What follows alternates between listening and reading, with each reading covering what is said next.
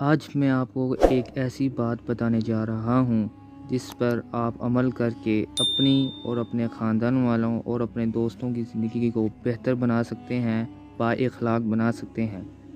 آپ نے اکثر اپنے گھر یا اپنے دوستوں کی محفل میں دیکھا ہوگا کہ لوگ ہوا خارج ہونے پر ہنستے ہیں، اور یہ بھی ہو سکتا ہے کہ آپ خود بھی ایسا کرتے ہوں۔ تو ناظرین، یہ ایک برا عمل ہے۔ ہم آج کی ویڈیو میں اسی موضوع پر بحث کریں گے۔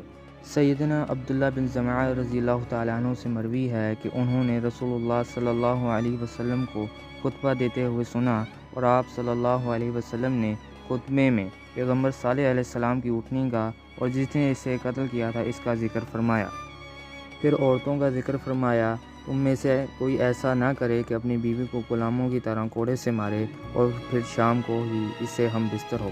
پھر لوگوں کو گوز لگانے یعنی ہوا خارج کرنے پر ہنسنے کی ممانعت فرمائی، اور فرمایا ایسے کام پر جو خود بھی کرتے ہیں لوگ کیوں ہنستے ہیں۔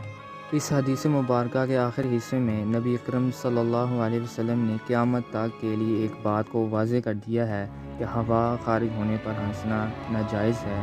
اس لیے مومن کے لیے اور مسلمان کے لیے یہ ضروری ہے کہ وہ نبی صلی اللہ علیہ وسلم کے حکم پر عمل کرے اور اپنی زندگی کو با اخلاق بنائے۔ تو ناظرین، آج کی اس ویڈیو کو زیادہ سے زیادہ اپنے دوستوں میں شیئر کریں تاکہ لوگ با اخلاق بن سکیں اور اپنی زندگی سنوار سکیں۔